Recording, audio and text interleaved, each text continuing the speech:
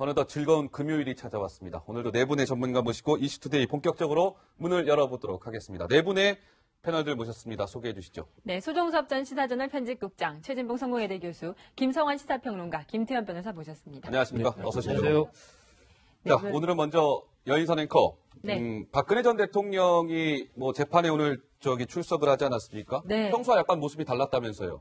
맞습니다. 오늘 이 본 기자들에 따르면 지금 약간 교도관과 얘기를 나누는 모습이 보이고요. 네. 표정이 일단 상당히 안 좋습니다. 한 그제부터 표정이 굉장히 피곤해 보인다는 느낌이 부쩍 들고 있고요. 그리고 평소에는 이렇게 스스로 걷는데 오늘은 유독 이렇게 교도관이 끌고 가는 것 같았다. 이런 느낌을 많이 기자들이 받았다고 하더라고요. 그 호송차라고 하죠? 네. 호송차에서 내릴 때의 모습도 좀 달랐다고 하는데 잠깐 한번 볼까요?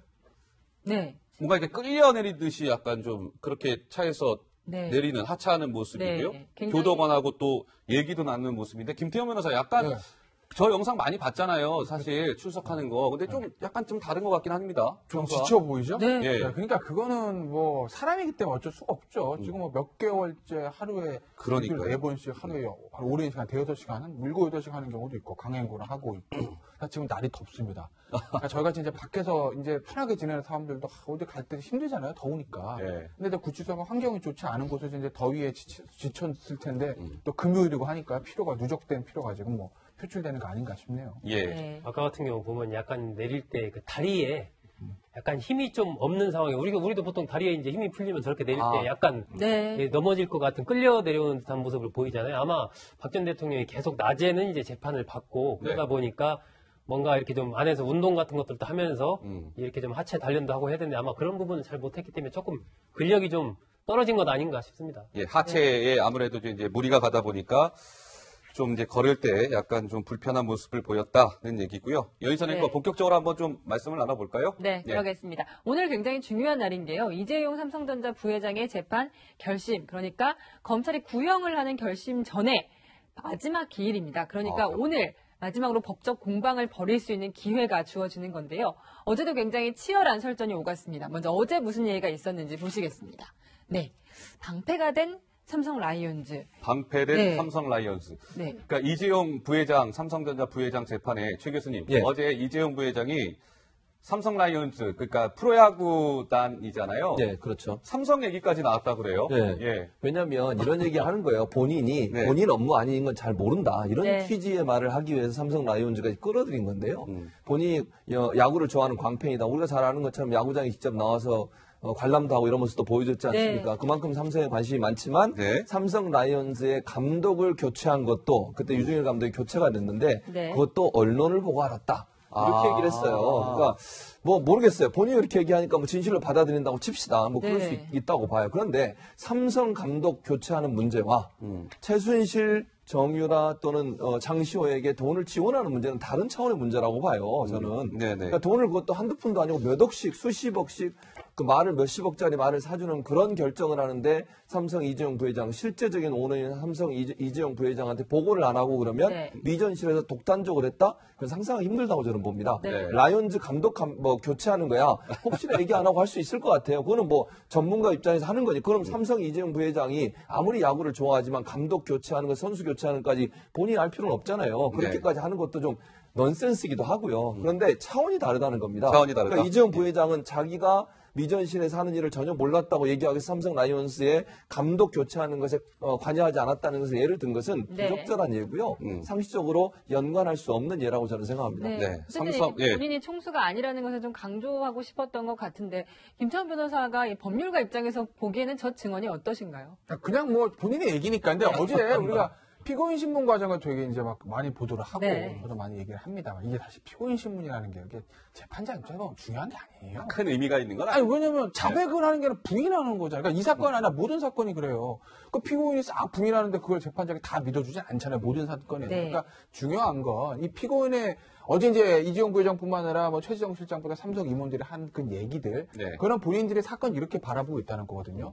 그 중요한 건 그 나름의 그 이재용 부회장과 최지성 실장이 했던 얘기들은 뭐 진실인지 아닌지를 떠나서 나름의 빈틈은 없어요. 제가 봤을 때. 빈틈은 없다. 굉장히 잘 얘기를 퍼즐이 잘 맞춰져 잘 있군요. 맞춰져 있어요. 예. 그러니까 빈틈은 없어요. 결국 그 빈틈을 그걸 가지고 야 저게 거짓말이고 진실은 이거야라고 밝히는 건 특검의 몫이거든요. 네. 그러니까 특검이 삼성 그 이재용 부회장을 뵀던 그 최지성 실장은 그런 공동 피고인들 얘기들을 얼마나 뚫고 나갈 수 있는지 특검이 이제 증거들을 찾아서 그거를 제출하고 그걸 가지고 법원에서 판단하는 건데 네. 글쎄 뭐 지금 이제 나와 있는 거 제가 뭐 직접 재판 들어본 건 아닌데 언론에 보도된 것과 각종 휴민트를 동원해서 취재를 휴민트까지 또 동원하셨습니다. 지금 특검에서 찌르고 있는 창으로는 이재용 부회장과 최지성 실장 등이 펼치고 있는 방패를 뚫기는 저는 역부족이라고 봅니다. 아, 특검을 뚫기는 좀 역부족으로 보인다. 특검의 창이 특검의 그 창이. 방패를 뚫기는 저는 역부족이라고 봅니다. 아, 그렇군요. 지금까지 나와 있는 걸로 보면요. 네. 뭐 제가 모르는 게 뭐 다른 게 있으면 모르겠지만 지금 어. 보도된 걸로 보면 저는 그렇게 판단하고 있습니다. 알겠습니다. 이재용 부회장 재판에서 이재용 부회장은 그러니까 최순실, 정유라 이 모녀를 전혀 몰랐다라는 주장을 계속하고 있습니다. 그런데 이재용 부회장은 뭐 진술이 바뀐 건 없습니다. 일전에 청문회 당시부터 이 모녀를 잘 몰랐다 이렇게 얘기해왔거든요. 당시의 목소리 한번 듣고 말씀 이어가 보도록 하죠. 첫 번째 독대할 때 그 시점에 최순실의 존재를 알았습니까? 몰랐습니까? 기억을 몰랐던 것 같습니다. 2015년 7월 달에 최순실의 존재를 몰랐습니까? 예. 2016년 2월 달에 알았습니까? 그 언저리쯤이 아닌가, 정말로 제가 잘 모르겠습니다. 언제 정확히 제가 알게 되었는지는. 이 모든 계열사들이 동일한 시점에 출연할 수 있는 것, 이재용 회장의 지시가 없으면 되겠습니까? 이런 조그만 건까지 나중에 오해가 되고 의혹이 될 건이 있으면 저희가 앞으로 제가 더 철저히 챙기겠습니다. 제 불찰이었습니다. 네, 이재용 부회장이 지난해 12월, 진짜 시간 빠르네요. 청문회 엊그제 한 것 같은데 벌써 8개월이라는 시간이 흘렀습니다. 어쨌든 청문회 때 이재용 부회장이 정유라 최순실 모른다라고 얘기했는데 어제 재판에서도 그런 얘기를 했어요. 승마 지원이 중단될 때까지 이재용 부회장은 전혀 그 모녀를 모르고 있었다라고 주장을 했죠. 그러니까 이재용 부회장하고 삼성의 전략은 지금 프레임을 바꾸는 거예요. 프레임을 바꾸는 겁니다. 예. 그러니까 이재용 부회장은 기존에 이제 그 얘기의 어떤 우리 이제 그 어떤 재판 과정에서도 마찬가지지만 스토리를 엮어가고 그걸 논리적으로 증명하는 과정을 밟게 되는 거잖아요. 네. 일종의 로직을 만드는 건데요. 이전에 이제 있었던 논리들은 어떻게 되냐면은 박근혜 전 대통령과 이재용 부회장이 독대를 했다. 네. 안가해서 비밀스럽게. 그리고 난 다음에 그 자리에서 승마 지원 문제가 있었다. 세 차례 만났는데 그 과정에서 승마 지원 제대로 못했다고 질책을 받았다. 그걸 협박과 강요로 받아들여서 이재용 부회장이 삼성 미전실 쪽에 얘기를 하고 그리고 난 다음에 결국 돌아 정유라 승마 지원까지 왔다. 네. 이렇게 된 거였잖아요. 근데 지금 이재용 부회장의 전략과 삼성 미전실 쪽 관계자들이 얘기하는 것들은 뭐냐면은 이재용 부회장은 박근혜 전 대통령이 막 화를 내면서 얘기를 하길래 무슨 영문인지도 모르고 승마 지원 얘기를 해서 네. 아무 내용도 잘 모르는 상태에서 미전실에다가 얘기를 했을 뿐이다. 모든 것들은 미전실에서 알아서 했다. 네. 네. 이재용 부회장은 삼성그룹 총수도 아니었고 삼성전자 그냥 부회장이었을 부회장이다. 뿐이다. 예. 그리고 난 다음에 미전실에서 모든 것들을 비선실세라고 파악하고 다 지원하는 것들을 미전실 최지성 실장이 다 모든 것들을 주관했다. 네. 네. 이렇게 하는 거예요. 기존에 이재용 부회장의 프레임이 맞춰져 있던 것들을 지금 삼성 미전실로 다 옮기고 있는 작업을 하는 것이다. 네. 이렇게 돼버리면은 박근혜 전 대통령과 이재용 부회장의 어떤 뇌물 그 관계가 성립이 안 되는 연결고리가 없어지는 셈이죠. 고리를 싹 예. 빼버린 거죠. 네네. 근데 그렇게 돼버리면은 박근혜 전 대통령, 최순실, 그 다음에 이재용 부회장까지 모두 다 사는 그런 길이 될 수 있다는 거예요. 예. 그걸 아주 치밀하게 잘 만들어서 지금 얘기를 하고 있는 것이다. 네. 물론 이게 사실일 수도 있겠지만 이전에 어떤 그 미전실 관계자들이 특검에 가가지고 조사할 때 발언했던 내용들이라든가 진술 조서라든가 이런 것들이 달라지고 있는 것들을 보면은 네. 뭔가 확실하게 짜맞춰져 있는 듯한 느낌을 받게 된다. 예, 물론 이재용 부회장 측의 저 주장이 사실일 수도 있습니다. 그렇죠? 저희가 그 사실일 수도 있다는 걸 전제하고 좀 얘기를 진행을 해야 될 것 같고요.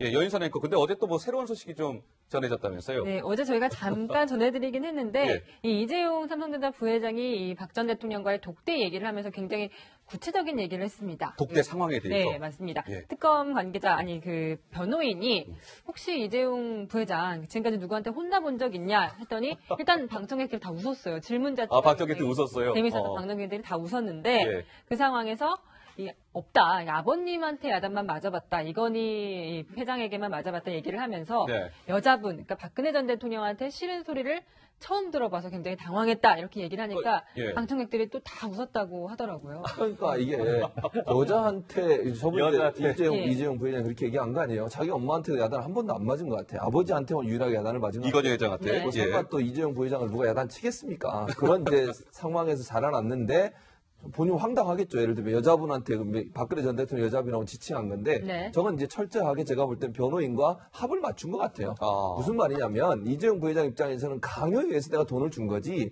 무슨 거리가 있었던 건 아니다. 대가를 바라고 네. 한 건 아니다. 그리고 또 지난번 또 다른 증언 중에 이런 레이저 눈빛을 쏜 걸 무슨 의미인지 알겠더라. 그런 네. 얘기도 했어요. 네. 이재용 부회장. 그랬죠. 그러니까 뉴스에 보면 뭐 박근혜 전 대통령이 레이저 눈빛을 쏜다는 말이 있었는데 그날 만나고 나 보니 그 레이저 눈빛이 뭔지를 본인이 경험했다라고 얘기한 걸 보면 네. 철저하게 변호인과 삼성 이재용 부회장은 이 돈을 지급한 게 결국은 강요에 의해서 어쩔 수 없이 한 거지 내가 무슨 뭘 바라고 산 게 아니라는 것에 대한 논리를 펴기 위해서 저런 네. 증언도 결국은 변호인과 합을 맞춰서 한 게 아닌가 하는 생각이 듭니다. 이재용 근데 부회장. 네. 이거는 좀 달라요. 얘기가. 왜 다르냐면요. 이전에는 협박과 강요를 받았다고 얘기하는데요. 협박과 강요라는 것들을 강조하기 시작하면 이재용 부회장이 이 모든 시작의 출발점이 될 가능성이 있잖아요. 네, 알고 있었다. 예, 네. 그렇죠. 이재용 부회장의 다시 포커스가 옮겨지는 거예요. 앞서 제가 프레임을 바꾼다고 하는 전략을 말씀드렸지만 이재용 부회장의 얘기는 그거예요. 자기는 당황해서 무슨 얘기인지 영문을 잘 몰랐다. 일방적으로 그냥 혼나가 보니까 예, 이건 협박과 강요로 받아들인 것이 아니라 네. 무슨 얘기를 하시는지 잘 의아해가지고 잘 몰랐고 당황했을 뿐이다. 그 과정에서 승마지원 얘기를 언급해서 이게 무슨 내용인지 잘 모르는 상태에서 미전실에다 얘기했을 뿐이다. 네. 이런 식으로 지금 본인이 느끼는 감정을 바꾸고 그렇군요. 있는 작업을 하고 있는 거예요. 네. 이전에 협박과 강요를 해버리면 오직 독대를 한 사람은 이재용 부회장밖에 없기 때문에 네. 얘기 스토리가 이재용 부회장으로부터 시작이 되지만 무슨 영문인지 몰랐다고 하면은 얘기의 시작이 미전실부터 시작이 된다는 거예요. 네. 지금 그래서 레이저 눈빛이라고 하는 것도 그것도 사실은 좀 잘못 설명된 것이다. 그러니까 레이저 눈빛이라고 표현한 것도 본인이 당황해서 그렇게 그냥 표현한 것뿐이다. 네. 이렇게 해서 지금 부정을 하고 있는 상황이에요. 그렇군요. 네. 예. 뇌물죄가 성립이 되려면 뇌물을 주는 사람이 뭔가 목적이 있어야 되지 않습니까? 네. 이른바 그렇죠. 청탁이 있어야 되는 거예요. 그런데 지금 이재용 부회장의 얘기는 그 자리에서 그렇게 막 여러 가지 질책을 듣다 보니까 내가 어떤 청탁을 하고 말고 할 일을 그럴 만한 상황이 아니었다. 그런 상황 그럴 자체가 분위기가 아니었다. 분위기 자체가 네. 그런 네. 분위기가 아니었다라는 얘기를 지금 하고 있는 것이고 그렇군요. 저희 얘기는 이제 뇌물 혐의와 관련해서 그러한 청탁이라는 부분이 있지 않았다. 네. 그 주장을 지금 삼성 그러니까 측에서 이재용 부회장이 김태현 변호사 네. 그 경영권 승계 문제 관련해서도 얘기를 했어요. 그러면서 아버지 얘기를 하죠. 이건희 회장이 엄연히 살아계신데 내가 경영권 승계에는 정말 관심 없었다라고 얘기를 했는데 근데 저는 그 얘기를 하고자 하는 게 아니라 이건희 회장 건강 소식이 조금 전해졌는데 지금 굉장히 건강이 호전세라고 하더라고요. 어떻습니까? 이제 말하면 이건희 회장 소식이 들리지 않습니까? 이제 네. 뭐 언론사, 인터넷 언론사에서 뭐 이렇게 그 병실 사진 한번 찍은 것도 그거 네. 있고. 그러니까 지금 얘기는 삼성 관계자 얘기인데 간병인의 도움을 받아 휠체어를 타고 벅 들어오는데 이거 예전에 제가 말씀드렸던 그 사진 나온 예, 사진 찍힌 거요? 네. 예전입니다. 이거 요번에 보도가 아니에요. 이번에 이제 보도됐던 거는 그 보도된 언론사는 사실 솔직히 말씀드리면 삼성과 이렇게 친밀한 언론사는 아닌데 네. 예. 거기서 이제 보도를 한 거죠. 아, 이건희 회장이 이렇게 사진 없고 간병인의 휠체어를 타고 이제 복도를 왔다 갔다 거린다는 소식이 들려왔고 그리고 이제 삼성 핵심 관계자도 그 얘기를 한 겁니다. 건강하다고요. 네. 네. 근데 저 부분은 저는 저 기사를 보면서 이 시점에 저 기사가 왜 나왔을까? 저는 여러 가지로 하여튼 조금 뭐랄까요? 좀 궁금증이 있는 네. 그러한 기사. 제목도 일단은 제목이 이건희 회장 건강 상태 양호하다. 그러니까요. 이게 그런 기사 부분이 제목이었어요. 기본적으로 그런데 하여튼 쓰러져가지고 병원에 계신데 건강 상태가 양호하다는 자체가 저는 제목과 이게 매칭이 잘 안 되고 그리고 지금 시점에서 왜 저런 기사가 나왔을까 하여튼 여러 가지 궁금증이 좀 들었습니다. 예. 네. 이 2014년도에 처음 이제 쓰러졌을 때 그 뒤로 계속 이건희 회장의 어떤 그 건강 상태에 대해서 보도가 나왔거든요. 근데 그 내용을 이 한마디로 요약하면 코마 상태다. 네. 그러니까 의식이 완전히 없는 상태라고 얘기가 됐어요. 네. 근데 만약에 저 정도까지 병세가 호전이 됐다 그러면 뭐 혹자는 그렇게 얘기하더라고요. 이건 기적에 가깝다. 네. 이렇게 표현하는데 지금 말씀하셨던 것처럼 만약에 그런 일이 있었다고 하면 삼성이 그동안에 왜 이건희 회장의 병세에 대해서 한마디도 언급을 안 했을까? 아니, 많이 좋아지셨습니다. 이러면 굉장히 많은 사람들이 저 삼성그룹에 대해서 어떤 그 긍정적인 시그널로 받아들일 소지가 굉장히 많았거든요. 네네. 근데 철저히 항거하고 있다가 왜 이 시점에서 이 얘기를 흘렸을까? 뭐 흘렸다고 표현하면 또 아니었을 수도 그건 있으니까 저희가 확인할 수 없는 반박의 여지가 예, 있을 단정할 수 수는 있겠지만, 없습니다. 예. 그러니까 이 얘기가 나온 것이 지금 이재용 부회장한테 이른바 이재용 부회장의 아버님이 멀쩡하게 살아계시는데 내가 경영권을 승계받을 이유도 없었고 청탁을 할 이유도 없었다고 하는 논리를 만들기 위한 네. 그런 뒷 배경이 있는 거 아닌가 하는 의심의 눈총을 보낼 수밖에 없는 네. 약간 묘한 기사이긴 합니다. 네, 알겠습니다. 지금 이렇게 이루어지고 있는 이 삼성